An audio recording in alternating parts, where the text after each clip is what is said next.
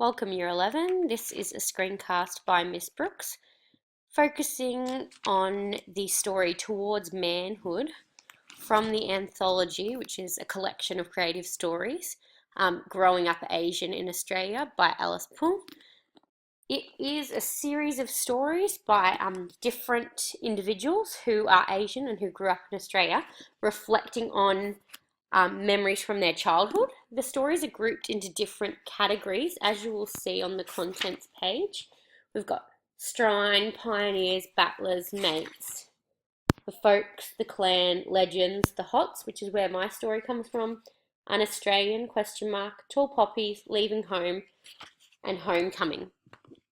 So when you're thinking about your story, you need to think about the category it's grouped into, because that's hinting at the kinds of themes that your story is going to be about. So Towards Manhood is in the section called The Hots. So that's something to think about. It might be, relationships, forming those, figuring out who you are, identity, etc. So for this screencast, the aims are to understand the story Towards Manhood, the key characters, themes, and opportunities for creative writing. By the end, I want you to be able to explain the plot, identify key characters and their mannerisms. You can explain the key themes in your own words, recognize narrative techniques used by the author to create meaning. Sorry about that. And you can select one opportunity from a few that I'm going to present you to expand the story through the creative writing piece. So the intention when reading these stories is to use them as a springboard to write your own story. So your story has to be inspired by these stories, and it has to be linked to it in some way. And I'll talk a little bit more about that towards the end, but that's how you need to think when you're reading it. You're looking at it and thinking, how can I write in the same style, for example, as Benjamin Law?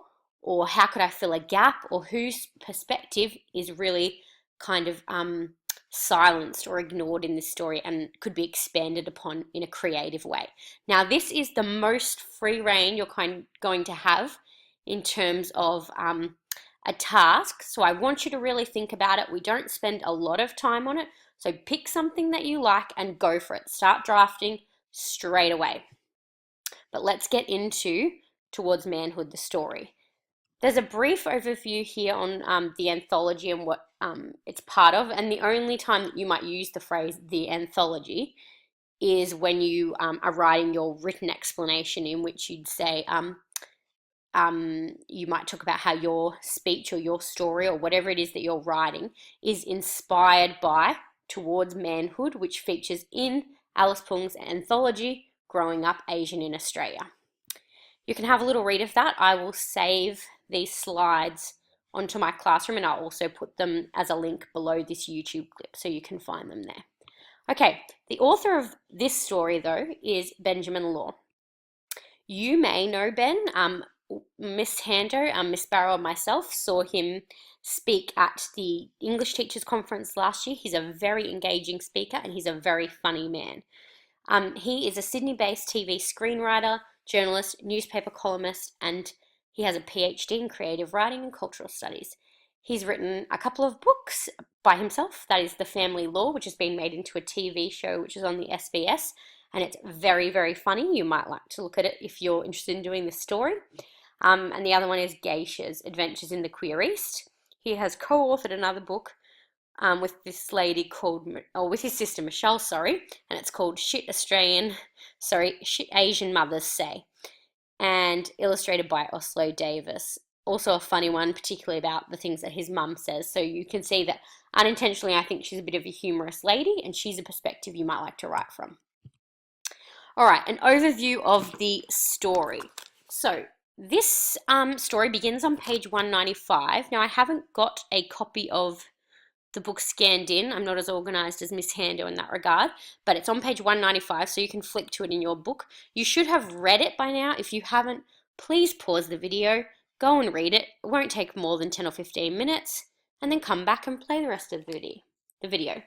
All right, it's a personal recount of a young Chinese boy. In the opening line, you learn that Ben doesn't see himself like other men. They are something different. He is some sort of alternate creature. And he repeats these ideas, or the way that the others are manly and masculine and he is not. And he says they are unambiguously, unquestionably, identifiably, inherently, undeniably. So you might that's a tool you could use in your own story writing, this repetition of a certain kind of term to emphasize a point. He describes himself then as an Asian hybrid man-child thing, which is a very interesting descriptive phrase. It's quite humorous, but it's a bit of a sad twinge in the way that that's how he thinks about himself. He's confused and has a strange body in which he inhabits.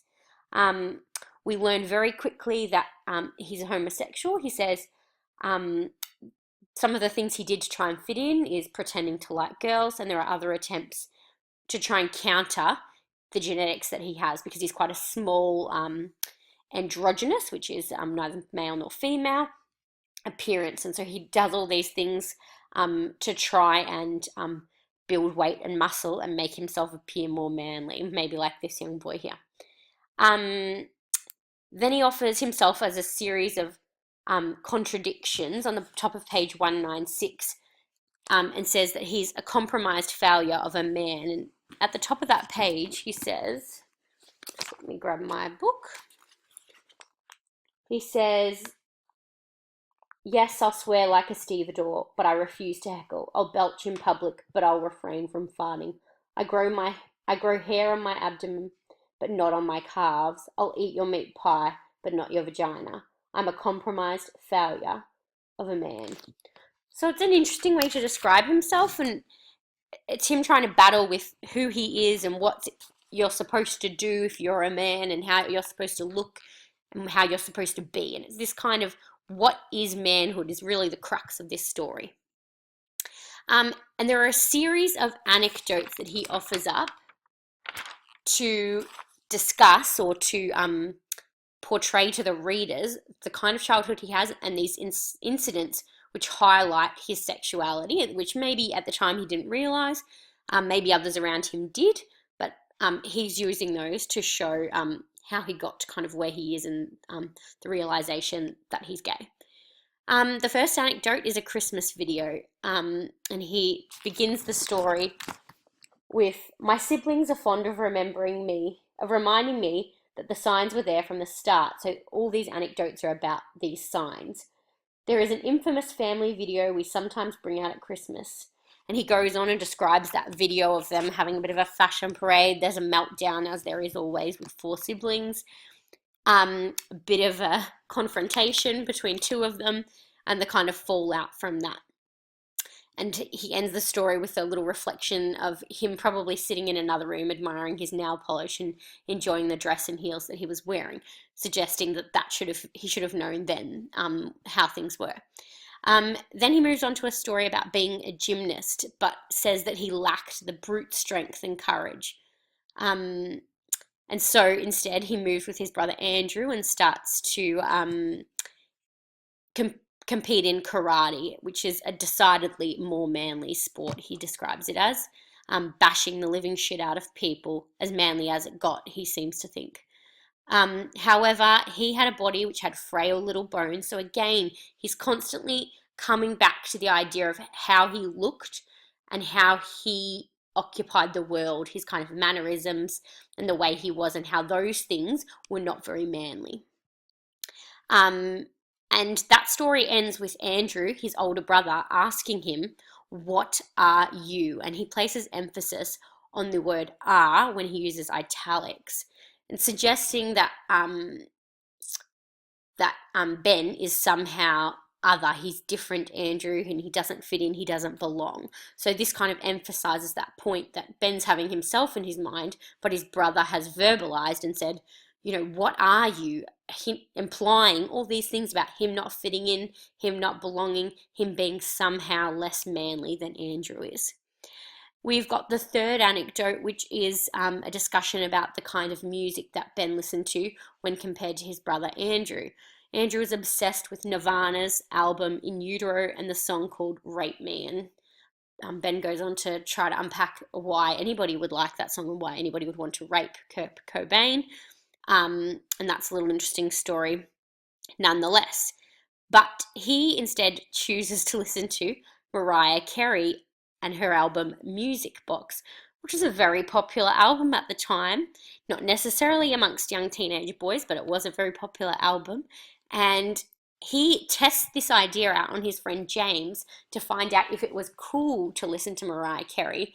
And James immediately belittles him and asks him straight out, is he a homo because he's listening to that music, and then seeks then to educate Ben on what is the right kind of music. Ben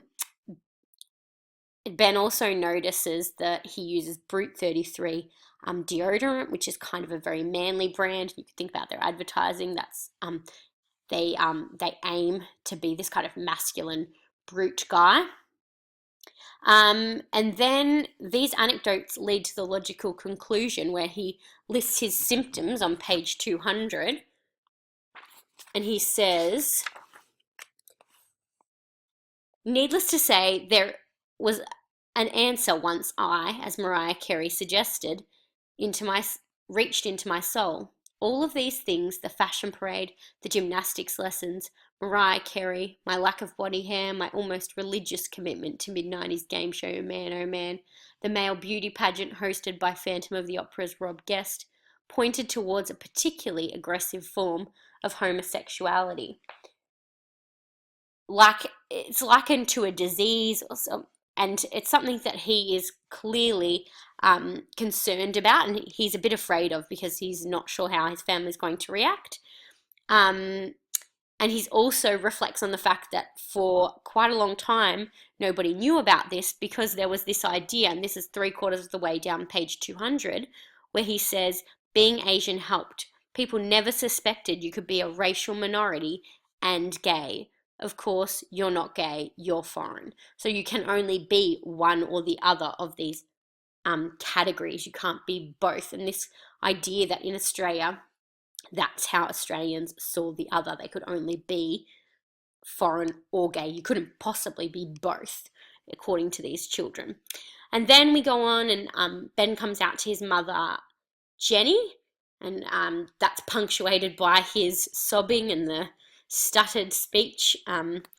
And she reacts quite calmly and says, she asks him straight away, you're gay. And tentatively I nodded, still blubbering. Okay, well, what's wrong with that, Mum asked. There's nothing wrong with being gay. So that immediately suggests, it's she's very calming and accepting of who he is and what he is, and that's fine with her, and that immediately calms him. And she does make a comment later, and it might just be suggestive of her kind of belief system at the time. It's just that something went wrong with you in the womb. That's all. Kind of a dismissive comment.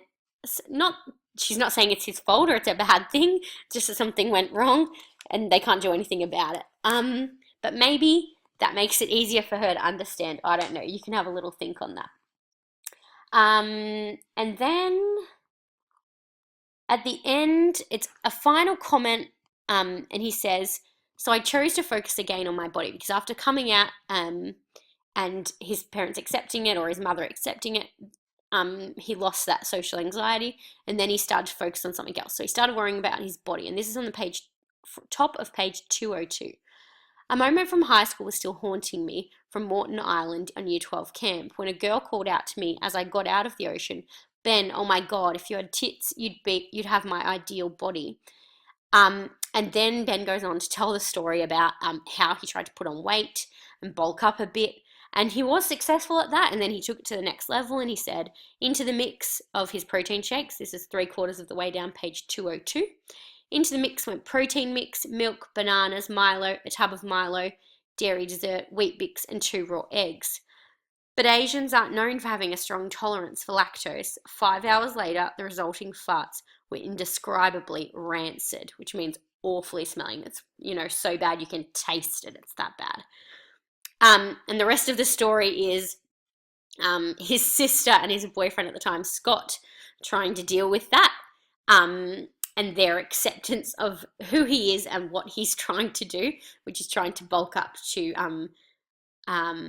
because his anxiety became about his figure and what he looked like and what it meant to be a man in that way. And so he then becomes obsessed with his figure, and he's trying to make himself more muscly and bulky. And Scott says to him, "This is a new low, even for you." So he's suggesting that he really didn't need to go as far as he has, and that this is kind of excessive. And the final line is, "Being disgusting, that's manly, isn't it?" So it's almost like Ben, this has come full circle and he's reached manhood. Maybe it's not as pretty as he always thought it would be, but he suggests that now he's manly because he's doing this disgusting thing. Is that a good or a bad thing? You need to have a little think about. It is what it is, but what does it mean to be a man is kind of the dominant question, and you need to have a little think about that. Is Ben satisfied with who he is? It seems like he is at the end, but it took him a while to come to accept that his original idea about what it was to be a man as a youth and then a teenager, and then on into adulthood, has changed, and he seems to have come to accept who he is and how he looks, and accepts that to be a man is not the same for everybody, and that he doesn't need to be this kind of Anglo version that he has in his mind. All right, so we need to have a little look at the key characters. We've got Ben, his brother Andrew, James, the friend who he goes bowling with, and James is featured on page, let's have a look, page 199. And he is the one that's dismissive of the shorts and the music, and has a crack at Ben and says, "What are you, a fucking homo?" And he then goes on to try and educate Ben in the ways of music. So that goes over to page 200. Then you've got Ben's mother, who is featured primarily on page 201, the coming out story. We've got Andrew and the karate lessons, I suppose, is probably the best part to focus on him. And that's on page 197 and 19, goes to 199 really. And Ben is throughout the whole story, and Scott's only in the final part. And the only reason I wanted to mention him was because I think he might be a good character to think about in terms of people accepting who Ben is, despite the fact that he might not be able to accept it himself, that he still seems to struggle. Scott's sitting there trying to massage out his boyfriend's farts so that he's not farting all night. That is probably, a good example of how deeply you love somebody if you're going to sit there and do that for them. Okay, I'm not going to go into the specifics of each character. It's a short story. Go back through if you want to focus on one or two. Just go and look at where they are. Circle keywords that are used to describe them, adjectives, etc. But basically, Andrew is the older, more masculine brother. Ben is the more masculine friend who has very clear ideas about what he thinks it means to be manly, and to be a homosexual is not to be manly, and tries to educate Ben accordingly. Ben's mother is quite accepting, as is Scott, his boyfriend. The key themes are gender, identity, homosexuality, to be Asian and homosexual, and the idea of masculinity, what it means to be masculine. I don't want to talk a whole lot about these because I think I've covered quite a bit in our discussion of the actual story, but what I want you to think about, and what you'd need to just cover in a creative writing story, is this kind of battle, or this kind of thoughtful reflection on what it means to be a man. What are the steps that you take maybe to get there? What does it look like for different people? And, in what ways and how does homosexuality fit in within that? Because in the 21st century, it obviously does. You just need to think about how you're going to work it. And along with those two, it's about identity, who you are and how you fit into the world. So your character can be reflective in that way and trying to think about how they fit into that world, or into the world they're in. So you need to write a story which picks up on one of the strands left within Ben's story and takes it and runs with it in a new direction. You are not going to create a text that contradicts the original text. You cannot do that. You will be marked down for it. The criteria asks that you, I'm just going to skip forward a little bit, have a sophisticated and complex understanding of the original text through insightful selection of key moments, characters, and themes worthy of explanation. So you are using the text Growing Up Asian in Australia, and if you were doing Towards Manhood, that story as your jumping off point. It's your springboard for a story, and your story must come back to whatever ideas, characters, and themes are already explored within that story. Then your story must take on those ideas in an original way, and it doesn't have to be the most obvious moment. It can be whichever one you choose, but it needs to be a moment, and your text needs to show that you clearly understand the original text in the way that you're writing. So let's have a little read of this. Identifying as homosexual can complicate an adolescent's search for a secure sense of self. Ben Law ponders the puzzle of who he is in Towards Manhood. He regards his body as this Asian hybrid man thing and contrasts himself unfavorably with bigger, stronger, and more macho males. And this might be the Anglo or Caucasian men that he sees, white Australians. He does not face the problem of family rejection when he confesses being gay to his mother, but cannot easily reconcile his homosexuality with his own understanding of what it is to be a man. So he has this idea, but he can't mesh that or make it fit always or smoothly or seamlessly with his homosexuality. They sometimes, he feels, come into clash. Law is wryly ironic about his adolescence as he tells us that being perceived as Asian masked his emerging homosexuality from his peers at school. People never suspected you could be a racial minority and gay, he observes. There is a strong feeling through Law's witty, confident writing that you're going to try and emulate, that his double dilemma, how to be Asian Australian and a homosexual, is solved by the ready acceptance by his family and his Anglo partner of the individual he has become. So that's just a brief kind of analytical overview, but there are some key quotes there that you could use as a springboard. So this doc here, which will be linked on these slides, takes you to a sheet that has, let's just open it up and I can show you, a list of stories and writing opportunities which you can use. We are limiting you. We don't want you to write about anything and everything. If you want to do something different from this sheet, it needs to be approved by your teacher. So go and have a look on here. I will add my ideas to here because I've changed a couple of them while I was preparing this podcast, or screencast actually. So I'll update it, but when you click on it, it will be the updated version. Okay, so how can we write about this in a creative way? My first thought, or actually, let's pay credit where credit is due. I've talked to Miss Connors and she suggested this.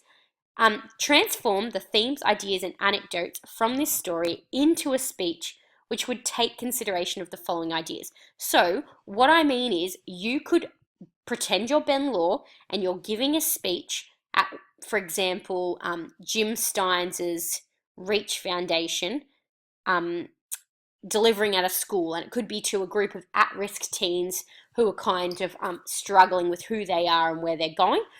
Or it could just be a speech that's directed at teenagers who, in that audience, there might be kids themselves who are struggling with who they are and where they fit into the world and what they think it is to be a man and whether they fit that stereotype. So it could be just boys in your audience. So we might add, actually, let's add in here audience, and it could be teens, it could be teenage boys, etc. You be more specific, obviously, or be as specific as you can be, because that will help you write. It will help you choose your vocab. It will help you choose the anecdotes from the story that you want to use in the speech. So what I'm suggesting is you could create from this story a speech that shares some of these ideas and some of these themes, and obviously you're going to need to take it a step further, because it's about communicating, having a back and forward with your audience. You want them to laugh or think or maybe answer a question. Whatever it is, you need to think about the techniques that we used when we did our persuasive speeches and elicit a response from your audience. So the form is going to be a speech, the audience, teenage boys. The tone could be informal and at times conversational, because I think if you're at one of these events, that's the kind of tone you need to adopt, which will change the language that you use. It wouldn't necessarily be formal English. You would use terminology that is specific to the group of teenagers in front of you. And then later, we have to do what's called a written explanation. You could explain why you chose certain words, certain ideas, certain language because of your audience. And that would be a very effective thing to do in your written explanation. You're going to elicit a reaction. You need to decide, each person who's writing the speech, how you want your audience to react to the speech, because that will influence how you write. Do you want them to go out and act a certain way? Do you want them themselves just to self-reflect and have a think about who they are and what it is? Do you want them to feel inspired to go out and fight for men's rights or to change the way that manhood is looked at in their school? Have a think about it. You need to decide. Language tools that you need to use. These are the ones that are used by Ben in his story. Now, that's what we didn't really focus on, but on page 1 of his story, he uses quite a few different techniques, and the ones that I've noted here are mostly present here. They are also mentioned in other points, but you can get really the crux of it from just this first section, the first page, and that is the use of metaphor, simile, personification, and that's the way that he describes himself and describes the people around him who he thinks he isn't, that is the Anglo males. And then he uses a mixture of long and short sentences. His long sentences tend to be for description, and his short sentences tend to be conveying an emotion or a feeling, and that could be whether he's upset, disappointed, angry, or he's just trying to quick and sharp tell you something. It's from the first person perspective, and he has a very humorous way of writing, and I would suggest if you were speaking, if this was a form of a speech, you would need to use that wit as well. And I would suggest that if you're going to do this task, I would go to YouTube, I would look up Benjamin Law, I might watch an episode of The Family Law, and a few other things, like, just read some of his work and try and get a feel for how he speaks and how he writes, and try and copy that. It is in the story, but I think seeing it in a YouTube clip and whatnot will help you better achieve the tone and style that you want for this speech. So that's my first option for writing. The second idea I have is to add another anecdote to the story, and I only just thought of this because I thought, why not? He's really only explored just a few, but he hints at some others that he thinks are pivotal moments in this story. And how you would write in your written explanation, you would say what your anecdote adds to the story, where it would fit in the original story, and why you've added it, what it adds to the whole of the rest of the story. So it could be, he mentioned on page 200, he says, could be a story about him realizing his lack of body hair. So he says he has hair on his chest, but he doesn't have hair on his calves. So you could talk about that, and it could be maybe it's in the locker room that he realizes it, on the sports track or on the football field, or I'm not sure, wherever you want it to be, at the swimming pool. His almost religious commitment to the mid-90s game show Man Oh Man. So this could be set in his lounge room at his home. Maybe his brother Andrew's there, again, might be mocking him about how he's different. It could be one of his younger sisters or his mum watching or noticing things about him and his reaction to characters on this show, or his obsession with the male beauty pageant hosted by fan of the opera's Rob Guest. So that is, Rob Guest hosts this beauty pageant and the way that he watches that. So again, that could be set in the Law family lounge room, and it could be about watching it, what Ben's thinking about it, and how he's reacting, how his siblings are behaving about it, and possibly in the same way that he tested that idea on James, his friend, as in tested Mariah Carey, he might test how if other people like the show or the beauty pageant by asking them. And it might be that he asks a girl and he gets one reaction, he asks a boy and gets another reaction. But I just thought that would be a really great way to just kind of a short little, and that would be very contained. Then you wouldn't get out of hand and it wouldn't get away from you. Just a really short story that you could fit an anecdote in the bigger story that Ben Law's already telling with Towards Manhood. So the form is a short story or an anecdote. It's informal and reflective in the same tone that he's written this. And again, he's humorous, so you could add that. So we'll take that away from there. Language tools, again, I'd like to see you using metaphor, simile, personification, a mixture of long and short sentences, and vocabulary that is appropriate to this story. Remember, he is an intelligent guy. He is a PhD student. He does use some language that is maybe not the most basic. He uses some sophisticated vocab. Have a crack at it. If you've written a plan and drafted and developed it, you can use some great vocab too. So have a look at what he's used, and maybe you can borrow some of that language or some of those terms from other stories. Should be written in the first person perspective. It is past tense as well. And look at the way that Law begins each of the stories or each of the anecdotes. So those occur after the little asterisk, after the star. So each anecdote has its own spot. So look at the way he begins, because he begins them in different ways. Unlike the story done by Mrs. Hando, where they all begin in a kind of similar fashion, Ben Law begins his in different ways. So have a look at those, and you might pick one that you want to start in the same way, or you might decide on a totally different way. And that's okay, because it's a new anecdote and he might have begun that one in a different way. Finally, a third writing opportunity. So these are the only three that I want you to write from if you write about Towards Manhood. The third one is you could write from an alternative perspective. So pick a really great moment from the original text, Towards Manhood, and I want you to suggest how you could write from the perspective of Jenny, and it might be that is his mother. Her name's not mentioned in there, but I googled it. His mother Jenny, maybe the coming out story and her perspective of that. You could write from Andrew's perspective, and it might be about the karate incident, and when he asks, "What are you?" Or finally, you could write from the boyfriend Scott's perspective right at the end, where he is helping Ben with his flatulence.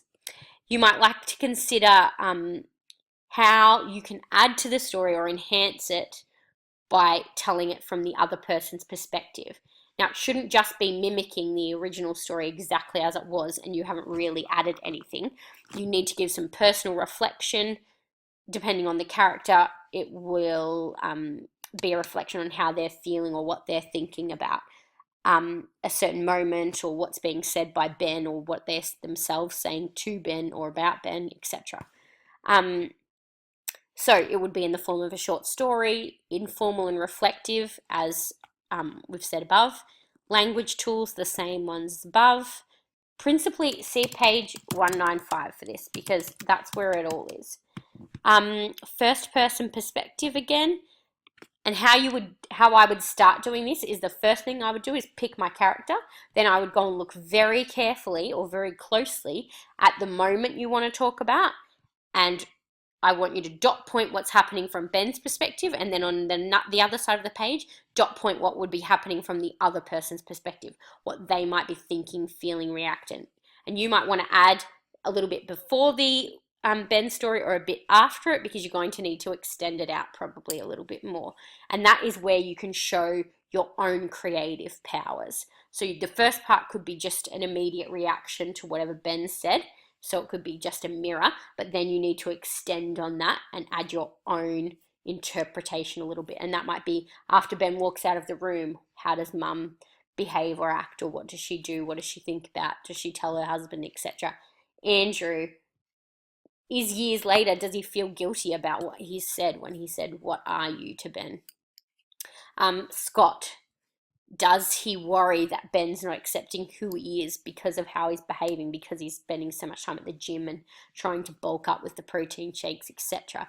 Does he worry for him? So you could have a little think about that and go from there. All right, I'm going to wrap it up, hopefully. We're at 35 minutes, probably enough. Okay, here's a tick off list or a checklist for how your story could go. I'm not going to spend much time on that because we'll do it in class. The only other thing I wanted to talk about briefly was the assessment criteria and the written explanation. So the second criteria, because we've already talked about the first one, is sustained development of voice and style. So that means that you are using the voice of your character. If your character is Ben, you're writing in a humorous and funny way like Ben. If you're writing from Andrew's perspective, it's going to be a little bit different. Or Scott or Mum's perspective, it's going to be a little bit different.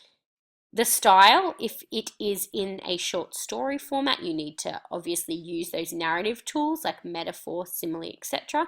If you're writing in the form of a speech, it's going to be different. Again, you need to use probably a lot shorter sentences because it's easier to listen to. You might be trying to persuade your audience of something, so you might use some persuasive techniques, but you would still need to maintain the voice of Ben and his kind of humor in your speech. Skillfully transforming and adapting, what does it say, of language and literary devices to generate particular responses. So that means you want your audience to react a certain way, which is obvious in the speech. You either want them to be happy, sad, thoughtful, etc. In the story, it's a little bit harder, but you might want your readers to sympathize with Ben more because of how he's behaving. For example, like if you're doing the mum's perspective and what she's thinking after when she tells Ben that it's okay, it was only because there was a problem in the womb that he is a homosexual. You could talk about from Scott's perspective and what he's thinking about, and he might encourage the reader to have an emotional response for Ben to feel kind of sympathy for him because of how he's obsessed with this idea of what it means to be a man. Highly expressive, fluent, and coherent written or oral language that employs the skillful and accurate use of appropriate conventions for stylistic effect. So what that means is, in a story, you're trying to use metaphor, simile, personification, any of those other features, and then if you're in the speech, you're using persuasive techniques, short, sharp sentences, etc. And your writing is developed through drafting, so it is highly expressive, which means clear, easy to read, it flows nicely, coherent, it makes sense throughout, and you've used a range of techniques which are specific to your form. So if it's a story, has the story, feature, etc. Finally, now these are worth potentially 6 marks each for 1, 2, 3, 4 sections. The last one, the 5th section, so it's worth 6 marks for the whole piece, is your written explanation. Now this is very much like your statement of intention, but a written explanation is a post-writing exercise. So that means after you've written it, you're going to explain why you wrote what you wrote, not a pre-writing exercise, which is what the statement of intention was supposed to be for the speech. So it's the same thing though. You talk about what form you wrote in, what language you use, who the audience is. For example, it might be the same audience that read Growing Up Asian in Australia. It might be other Asian children who grew up in Australia. It might be people wanting to learn about what it was like to grow up Asian in Australia, etc. So form, audience, language, purpose, what purpose you're writing for, whether it's to fill a gap, to add an anecdote, to, if it's the speech, it might be to show teenagers that things will be okay in the end, that they should accept who they are, and that it means different things to different people to be a man, and there is no one idea about masculinity or manhood, and we should all accept that. And the last one is contention, sorry. What is your contention? What are you trying to get across? And it might be, what's your big message or what's your big lesson within your anecdote, within your story, or within your speech, okay? Now, I'm going to add more to this obviously in class, so we'll talk about that, but Just to be clear, that's what the criteria is asking you for. Finally, the written explanation, I've just briefly talked about that, but you might start it with, for my creative response, I decided to write in the form of a speech addressing at-risk teenage boys who might be struggling with living up to their own expectations of what it is to be a man. In 2017, there are such big demands with social media, Facebook, advertising campaigns, etc., demanding that young boys become men and detailing for them what it is like to be a man. Given this, I wanted to speak at the Reach Foundation's conference for young people to educate the attendees, which are teenage boys, about blah, blah, blah, blah. And then you would say, I used, and you would quote yourself from your text and say, I used, a persuasive device or particular words or particular language choices or a metaphor, etc., to elicit this reaction or to make my readers feel, or my audience, feel this way, or to help them to understand or to make them laugh so they were open to this new idea. So it's very, very similar to your statement of intention. For the creative piece, it's called a written explanation. That's all. All right, I'm going to leave it at that. There's a few additional resources on here to have a look at, and I will actually add to this some YouTube clips from Ben Law. So if you do the speech, for example, you could see some more, and it wouldn't hurt if you were writing another anecdote. It wouldn't hurt to watch some of those too, because I'm sure you would glean some insights about Ben Law from those. So happy watching. I know I've covered a bit and this has gone much longer than what I intended, but come and see me if you've got any questions about this, and I'm looking forward to reading some drafts. I really enjoy the creative writing, and it's good for people to write different things, less tedious than the text response. So good luck, happy writing, happy reading, and I'll see you in class.